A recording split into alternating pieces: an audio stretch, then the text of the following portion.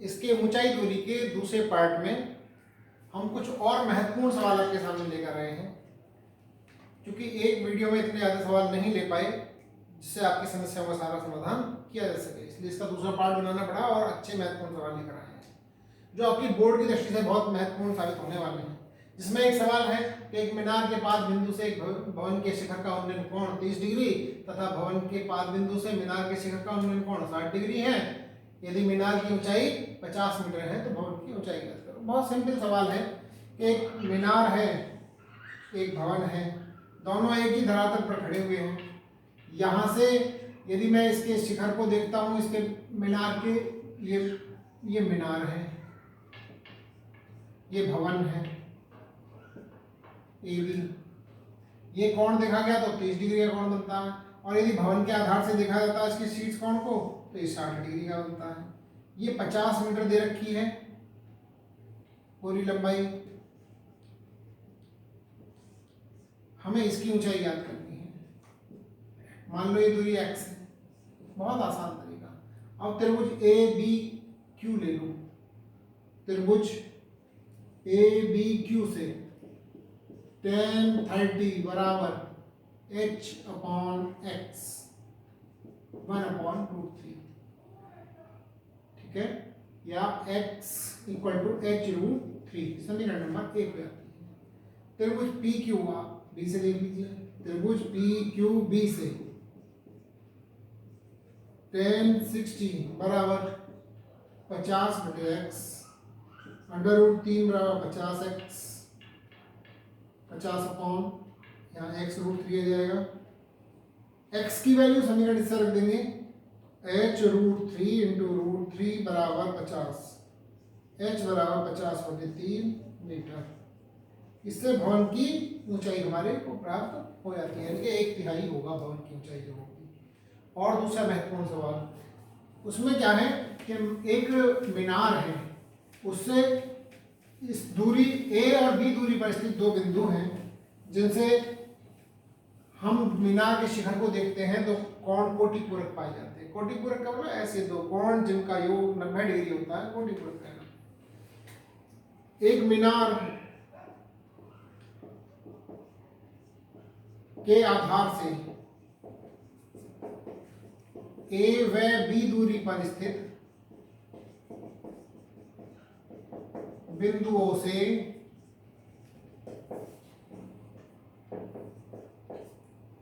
मीनार के शिखर का उन्नयन कोण,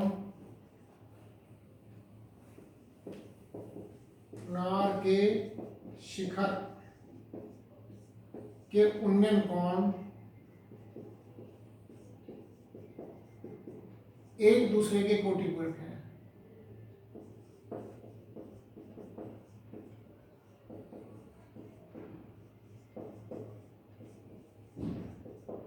मीनार की ऊंचाई ज्ञात करो।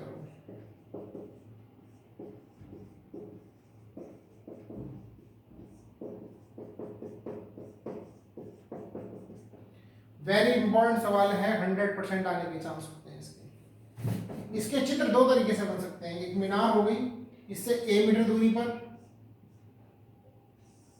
और इसी से ही आधार से b मीटर दूरी पर, यहां से b मीटर दूरी पर ये जो कोण बन रहे हैं एक दूसरे कोटिपूरक है, यानी कि यदि ये थीटा बना तो ये 90 - theta.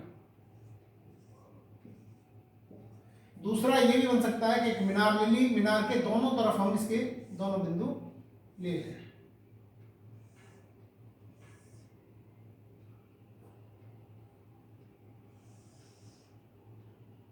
P Q R S, ये 90 - थीटा, ये थीटा। एच हमें ज्ञात करना है। ये डिस्टेंस ए, ये डिस्टेंस बी, ये एच हमें ज्ञात करना है। दोनों फिगर एक ही, मतलब एक ही चीज होती है इसमें। देखो त्रिभुज पी क्यू आर से tan थीटा बराबर हो जाएगा h/a समीकरण है। और त्रिभुज पी क्यू एस से tan 90 - थीटा बराबर h/p, या इसको लिख सकते हैं cot ऑफ थीटा, क्योंकि tan 90 माइनस थीटा बराबर कॉट ऑफ थीटा। ये समीकरण नंबर 2। समीकरण 1 गुणा समीकरण 2 कर दो, क्योंकि tan theta into cot theta हो जाएगा, h upon a into h upon b हो जाएगा। इसकी वैल्यू 1 होती है तो ये हो जाएगा 1, h square equal to a b. इससे h की value under root a b हो जाएगी। मैं इस सवाल को एक और मेथड से बताता हूँ आपको, बिना हाइट एंड डिस्टेंस के, बिना त्रिकोणमितीय अनुपात का प्रयोग करें। देखो ये कौन है थीटा, ये 90, ये 90 माइनस थीटा, ये 90 माइनस थीटा, ये 90, तो ये थीटा हो जाएगा। तो त्रिभुज पी क्यू एस समरूप होगा त्रिभुज पी क्यू आर के। और जब दो त्रिभुज समरूप होते हैं तो इनकी भुजाओं का अनुपात बराबर होता है। भुजाओं का अनुपात बराबर होगा तो क्या होगा, h upon a equal to होगा b अपॉन एच के। तो cross multiply s a b और h equal to under root a b. इसे इस तरीके से भी किया जा सकता है। यानी कि एक सवाल के दो मेथड हो गए, एक बिना ट्रिग्नोमेट्री के और एक ट्रिग्नोमेट्री। यानी कि ये ज्यामिति विधि कहलाती है हमारी और ये त्रिकोणमिति विधि कहलाती है। जो आपको उचित लगे उससे कर सकते हैं। आगे देखिए और सवाल लेते हैं।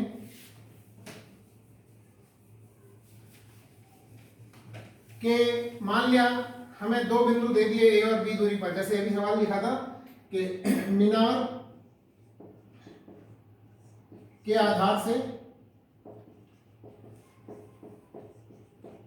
ए व बी दूरी पर स्थित बिंदुओं से मीनार के शिखर का उन्नयन कोण शीर्ष के उन्नयन कोण अल्फा और बीटा है, तब मीनार की ऊंचाई ज्ञात कीजिए।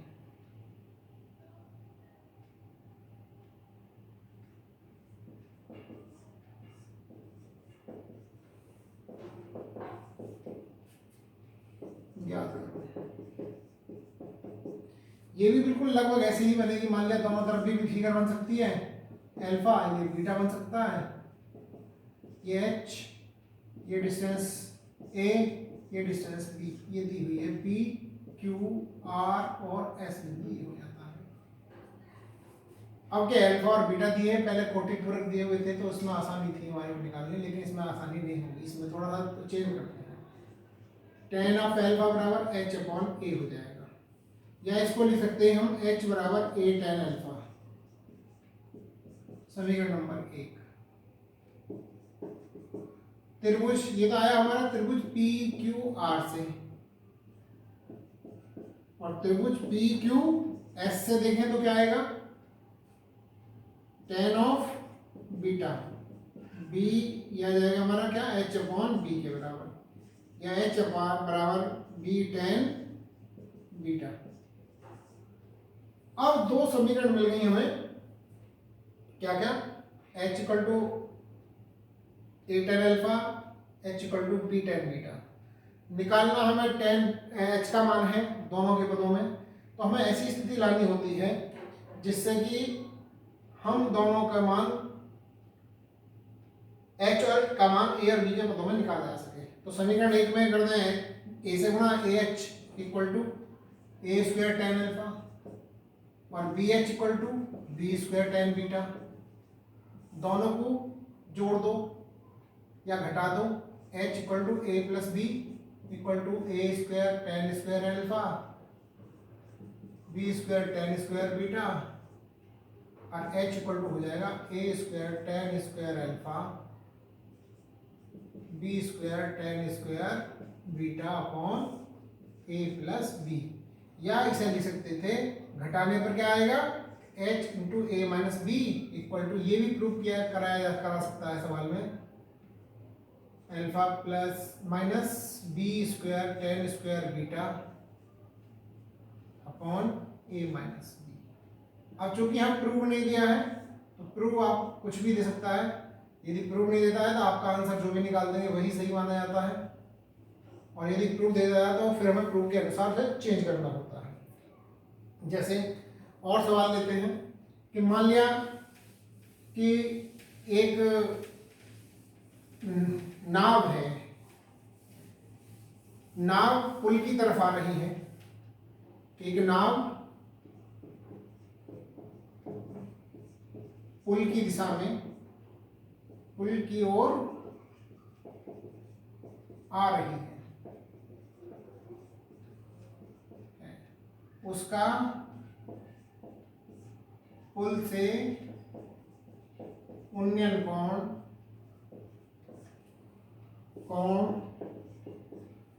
8 मिनट में 30 डिग्री से 60 डिग्री हो जाता है। तो नाव पुल के नीचे आने में कितना और समय लेगी?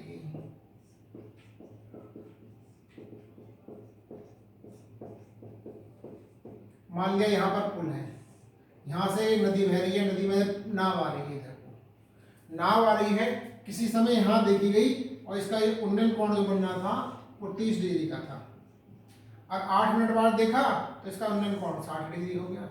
अब हमें बताना यहाँ तक कितने देर में आएगी पुल के नीचे। ये हमें h मान लेते हैं, ये x दूरी मान लेते हैं, ये दूरी y मान लेते हैं। त्रिभुज PQR से tan 60 बराबर h/x, या इस √3 के बराबर रखेंगे, x बराबर हो जाएगा हमारा h/√3, समीकरण 1 आ जाएगी। और त्रिभुज PQS से tan 30 बराबर